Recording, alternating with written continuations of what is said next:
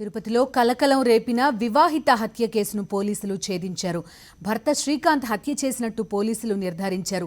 హత్య అనంతరం పెట్రోల్ పోసి తగలబెట్టినట్టు విచారణలో తేలింది. 3 నెలల క్రితమే శ్రీకాంత్ కుటుంబం హైదరాబాద్ నుంచి తిరుపతి వచ్చినట్టుగా గుర్తించారు. హత్యకు గల కారణాలపై పోలీసులు విచారణ జరుపుతున్నారు. నిందితుడు శ్రీకాంత్ కోసం పోలీస్ బృందాలు గాలిస్తున్నాయి.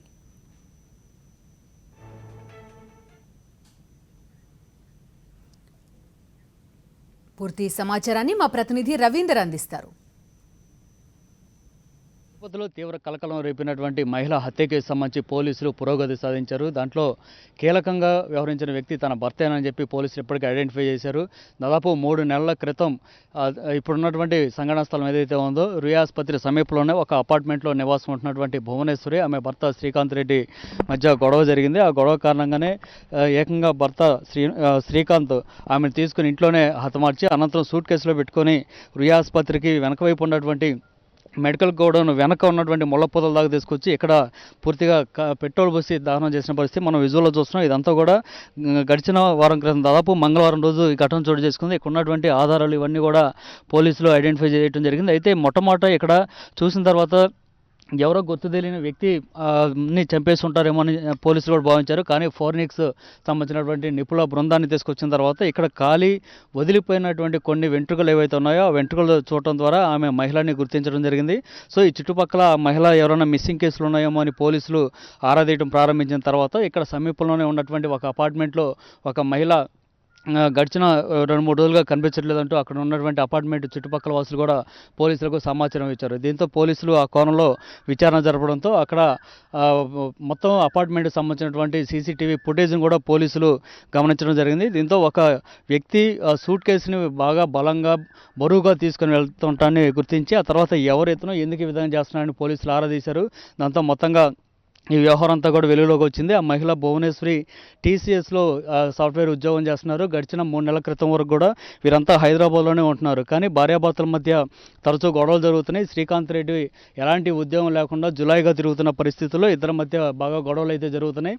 దాంతోపాటు తరచూ హైదరాబాద్ నుంచి ఇక్కడ తిరుపతి వరకు వస్తున్నాడు. అయితే తిరుపతి వచ్చినటువంటి శ్రీకాంత్ రెడ్డి ఏదైనా దేవుడి దర్శనానికి వెళ్తున్నాడు అంటే అది కూడా కాదు. తిరుపతి వచ్చి కొద్ది రోజులు ఇక్కడే మకాం ఉంటున్నాడు. ఆ తర్వాత మళ్ళీ హైదరాబాద్ వెళ్తున్న నేపథ్యంలో భార్యకు అనేక అనుమానాలు కలిగాయి. ఈ నేపథ్యంలోనే హైదరాబాద్ నుంచి తిరుపతికి ఫ్యామిలీని కూడా షిఫ్ట్ చేశారు. మొత్తంగా ఇక్కడ వచ్చిన తర్వాత కూడా గొడవలు అదే విధంగా కంటిన్యూ అవుతున్న నేపథ్యంలో మంగళవారం రాత్రి ఆమెను హతమార్చాడు. ఆ తర్వాత నేరుగా ఆ సూట్ కేసులో పెట్టుకొని భువనేశ్వరిని ఇక్కడ దాకా రావటం, ఇక్కడ ఆమె డెడ్ బాడీని పూర్తిగా తగలబెట్టేసిన పరిస్థితి. అదే సమయంలో 1.5 సంవత్సరాల వయసు ఉన్నటువంటి పాప ఉంది. ఆ పాపను కూడా పక్కన పెట్టుకొని ఇక్కడ భార్యని హతమార్చి ఇక్కడ తగలబెట్టేసి వెళ్ళిపోయాడు. అయితే ఇక్కడ దాకా తీసుకురావడం కూడా ప్రధానంగా కారణాలు కనిపిస్తున్నాయి.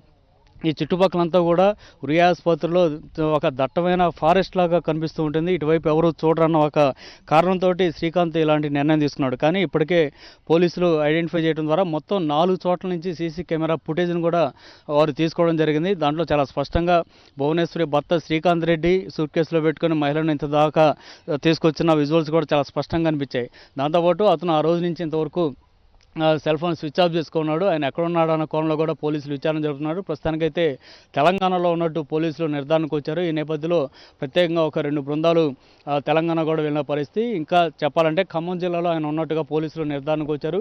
కొద్దిసేపటి క్రితం వరకు కూడా ఆయన సెల్ ఆన్లోనే ఉంది. ఆ సెల్ ఫోన్ టవర్ ఆధారంగా సిగ్నల్స్ ఆధారంగా అతను ఐడెంటిఫై చేశారు. ఏ క్షణంలో అయినా అతను అరెస్ట్ చేసే అవకాశం అయితే కనిపిస్తుంది. అయితే మొత్తంగా అయితే ఈ వ్యవహారం కేవలం భార్యాభర్తల మధ్య మనస్పర్ధల కారణంగానే జరిగిందా, లేదంటే ఇంకా ఇతర ఏదైనా ఆర్థిక వ్యవహారాలు లేదంటే వివాహేతర సంబంధాలు లాంటివి ఏవైనా ఉన్నాయా అన్న కోణంలో పోలీసులు అయితే విచారణ చేస్తున్నారు. మొత్తానికి శ్రీకాంత్ రెడ్డిని పోలీసులు అరెస్ట్ చేసిన తర్వాత అసలు హత్య గల కారణాలు ఏంటి, ఇక్కడ దాకా తీసుకొచ్చి దహనం చేసి ఆధారాలు కూడా లేకుండా చేయాల్సిన అవసరం ఎందుకు వచ్చిందన్న కోణంలో పోలీసులు విచారణ జరగబోతుంది. కెమెరా పర్సన్ హరితో రవీందర్ రెడ్డి, సాక్షి టీవీ, తిరుపతి.